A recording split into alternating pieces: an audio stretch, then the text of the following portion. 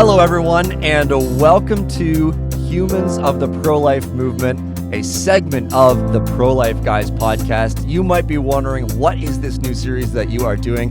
Let me share with you.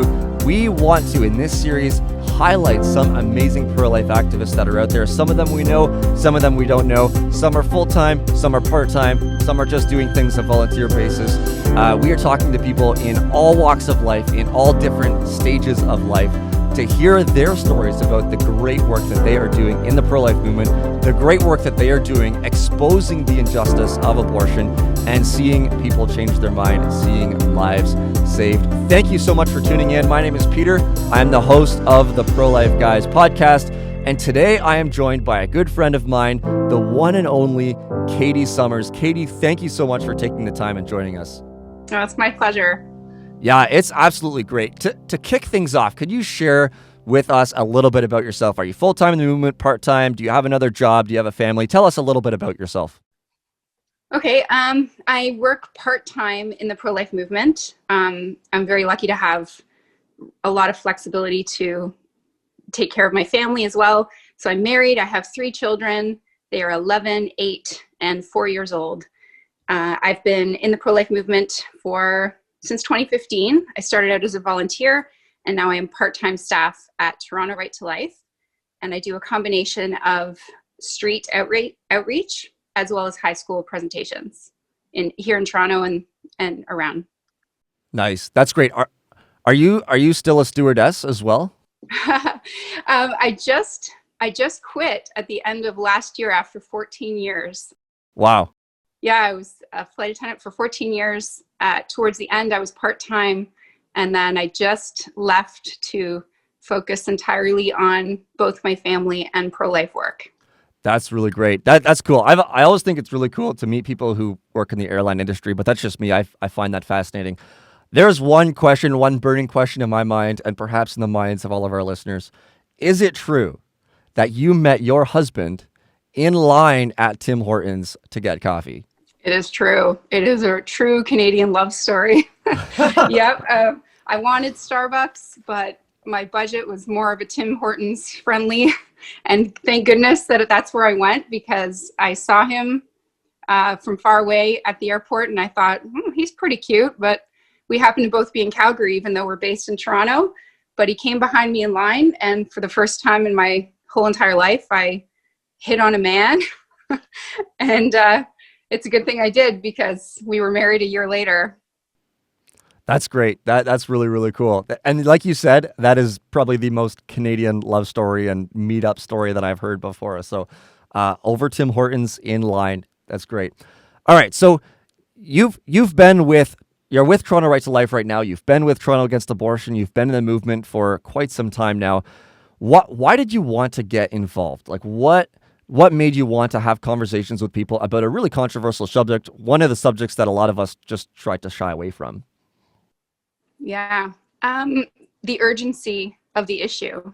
What really brought me to the pro-life movement was seeing victim imagery and video. So the first time I saw an abortion procedure was only a few years ago, a few days before I joined the movement, actually.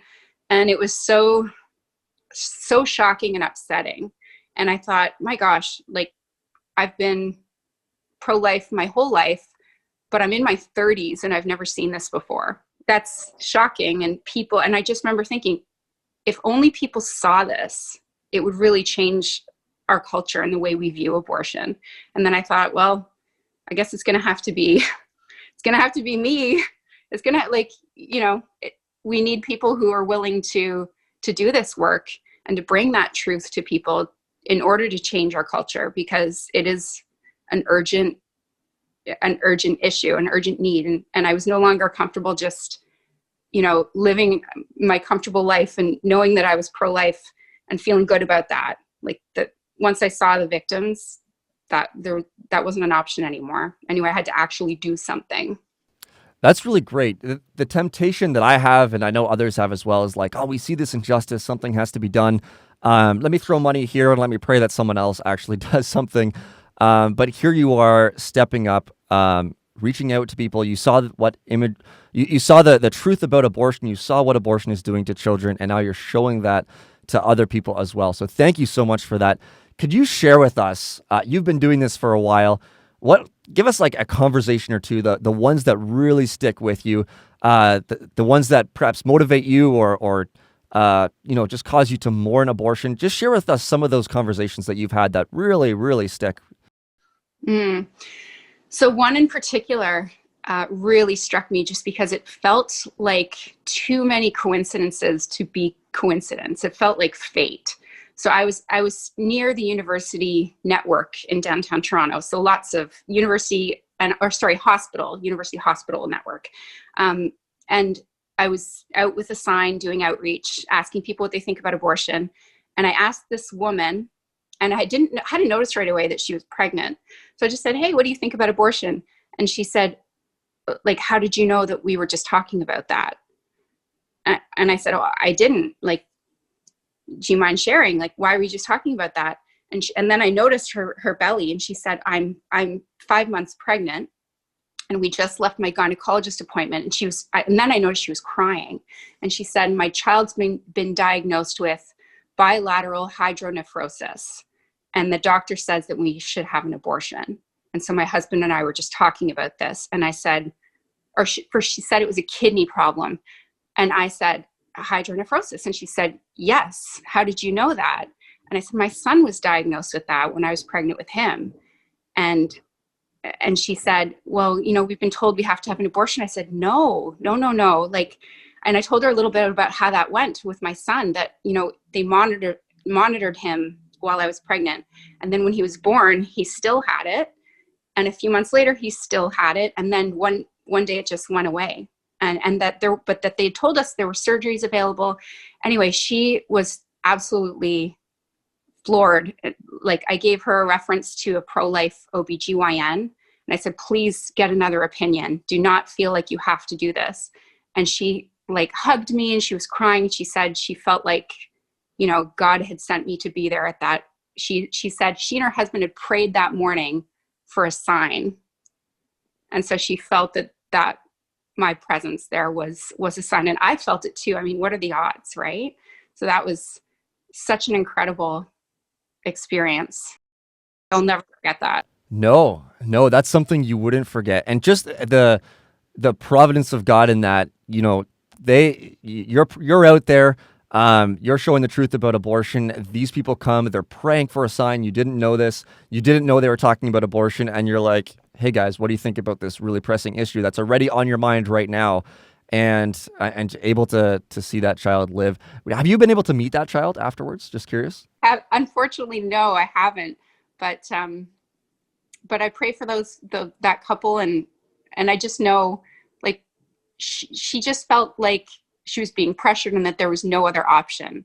Right. So I just have faith and confidence. I did call my doctor and left her a message and said, "Please, give this woman hope and let her know there's another option," because that's really what she's looking for, is a doctor that she can trust, that can tell her there's another way, because there's always another way.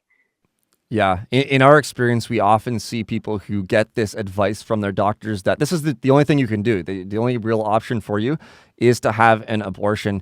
And that's a good point that you make, that, there are pro-life doctors. There are doctors who are like, "I'm going to work with you and do everything I need to do to save both you and your child, and to do everything I can to make both of you thrive while you are under my care." And so that's one of the things we often share with people is get a second opinion, get a third opinion, reach out to someone who's going to care for yourself and your child, and go from there, because those options most certainly are available.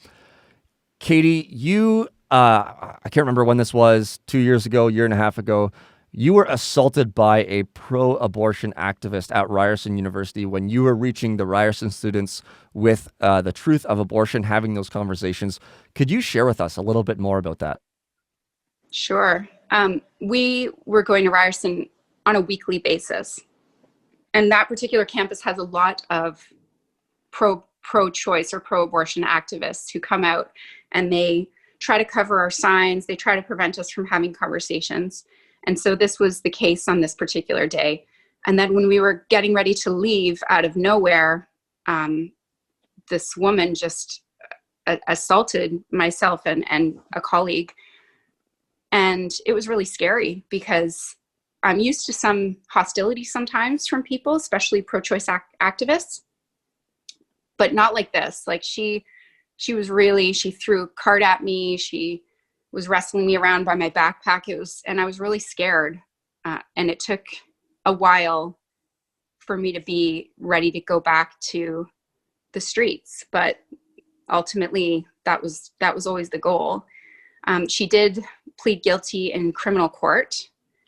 So that's reassuring. Yeah. So that was hard. Yeah, I remember seeing the footage of that and hearing the stories afterwards of all that transpired that day. And yeah, it's crazy. I mean, you mentioned the hostility. We get the hostility, but sometimes there are these people. How did you, if you don't mind me asking, how did you navigate your way through, getting better from that, healing from that? It was a traumatic experience, so that you can be where you are today with Toronto Right to Life. Well, it took some therapy, and it took a lot of praying about, whether I could go back to pro-life work safely. Like, I am a mother, and I was worried about, incidents like this harming me and ultimately my family. So it took a lot of time and energy and prayer to get over that and to trust people again, right? Because it's hard when something like that happens, just over disagreeing over opinion, right? Like, for someone to attack you like that. One of the things that kind of gave me hope, though, was seeing the responses online. Is, by and large, even pro-choice people were like, this is not acceptable. Like, this shouldn't have happened. And then I just realized, we got to make sure that we're safe when we're out there. So have cameras and have self-awareness and situational awareness. But ultimately, I have to go back out there. Like, I really do feel like I've been gifted with the ability to talk to people about this really hard issue in a way that it usually goes really well. We always find some common ground. I always have good conversations with people, even if we disagree. And I feel like that's really a gift. To want to do it is a gift, right? There's the difference between knowing you should and wanting to. And that's a gift. I really want to go out there and talk to people, and I enjoy doing it. And so I that was my goal from the moment it happened. That was one of the thoughts going through my head shortly after. Oh no, I'm not going to be able to be on the streets for a while now. And that was really upsetting, but I'm really happy to be back. Katie, we are also happy that you're back. We're happy that you're out there.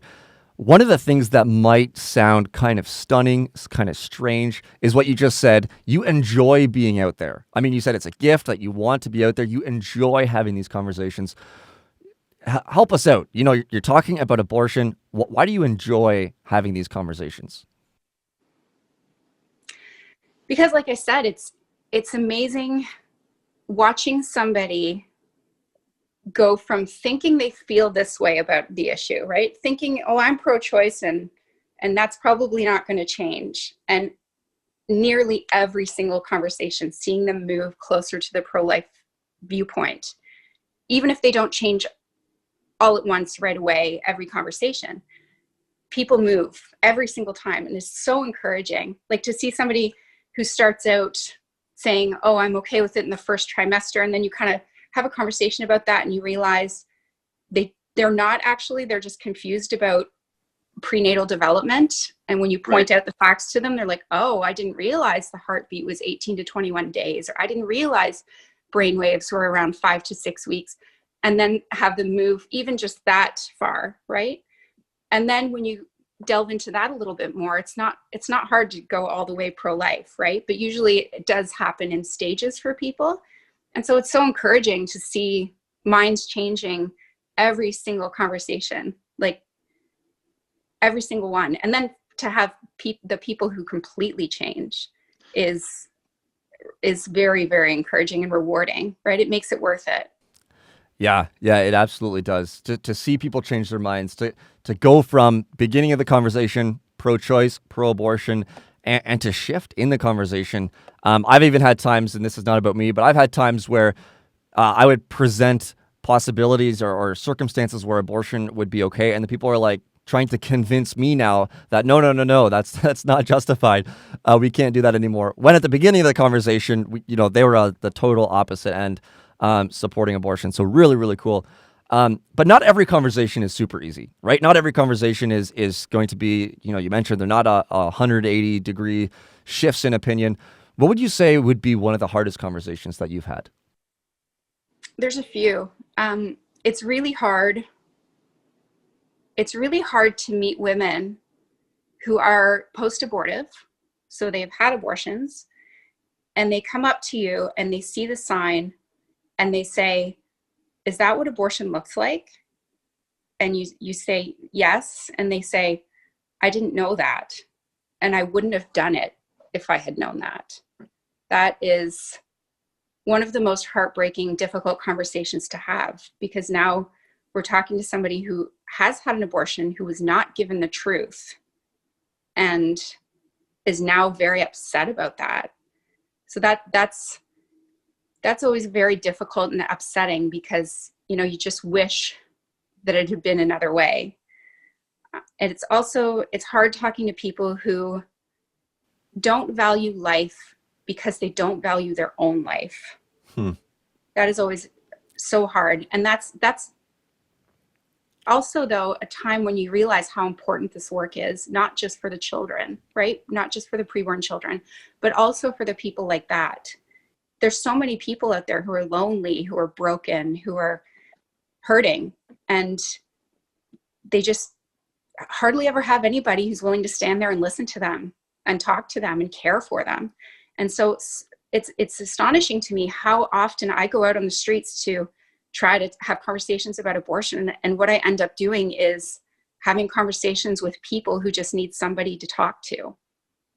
And those ones, as hard as they may be, are so life affirming. The people, I've been hugged on countless occasions by women who've been sexually assaulted, or by people who have had really hard lives, and just talking to them for however long, 20 minutes, 30 minutes, an hour, and just listening. And then they say, "Thank you for being here." And what's funny is that, when at the end of those conversations, when we've just talked about them and how their life has gone, and why they should value their own lives, they always leave with a better feeling towards pro-life people, and a more negative feeling towards abortion at the end as well.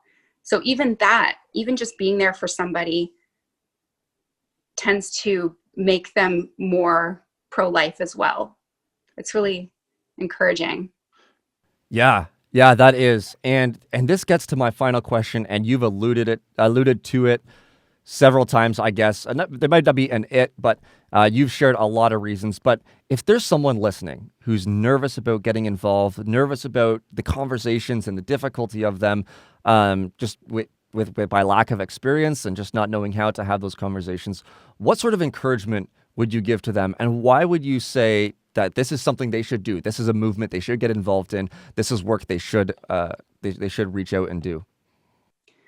I would say doing something is always better than doing nothing. Doing a little is also better than doing nothing. You don't have to make this your full-time job. You don't have to, you don't have to do everything to do something, right? Just carving out a little bit of time whenever you can, as much time as you can, to be willing to do this work that is so important is all you have to do, and you will get better. It's like anything else, right? You go out the first few times and you're scared, and you have conversations and you think, "Oh man, that didn't go very well." And later on, when you're in the shower, you think, "Oh, I should have said this." Happens every time. Yeah. Every time. And it comes to you later and you're like, "Oh," right? But then the more you do it, the more comfortable you are, the more those moments are fewer and fewer, you know, where you didn't say the right thing, the more you do say the right thing and you see what an impact it makes. And, you know, you don't have to even do you know how to have a conversation? We all know how to have a conversation, right? Just know your own position, know the logic of why we're pro-life. The pro-life position is basically it is wrong to intentionally kill innocent human beings. Abortion intentionally kills innocent human beings, therefore abortion is wrong. That's all you need to know. And then just ask people questions. You know, you don't even have to think about it as about people asking you and, oh no, what am I going to say? Ask them questions, right? And when you don't know what to say, ask them more. And if you need a moment, ask them why. And then it'll come to you what to ask next. And so just being willing to do it, however much you're able, is a great start. And it's far better than nothing, because we need more people who know the truth and who care about the preborn children and care about the women and men suffering from abortion to be willing to go out and do it. That is spot on. And if you want to learn more about pro-life apologetics, check out the Pro-Life Guys podcast. That's our main series that we do. Every single week we come out and we share how we have conversations about abortion, some of the tips and tricks and strategies that we use when we are on the streets. Katie, thank you so much for taking the time. Thank you for being on Humans of the Pro-Life Movement. Thanks for having me. Yeah, it was my pleasure. It's great. I always love chatting with you. And it's really good to hear some of these stories, the good, the bad, and the encouragement for why people should join the movement, why people should get involved to end the killing of preborn children. My name is Peter. I'm the host of the Pro-Life Guys podcast. This is the Humans of the Pro-Life Movement series that we have. We also have another series, which is really exciting. I find it exciting. It's called The Pulse. We're coming out with it every single month. And on The Pulse, we are going to be sharing pro-life news from around the world. We're going to be gathering the news, the good and the bad and everything in between, and sharing that with you so that you can be in the know about what is going on, where the victories are, where the losses are, and you can know what is going on. Thank you so much for tuning in. We hope to see you next time. And let us know what you thought about this episode. Let us know what you thought about the video in the comments below. Don't forget to subscribe. And don't forget to reach out to us with any questions that you might have. You can find us, prolifeguys.com is the website. You can find us on Facebook, the Pro-Life Guys Podcast, on Instagram, at Pro-Life Guys. We're on Twitter, at Pro-Life Guys as well. So reach out to us, follow us, and do get involved. Katie, thanks again. We absolutely loved having you on, and we will see you all next time.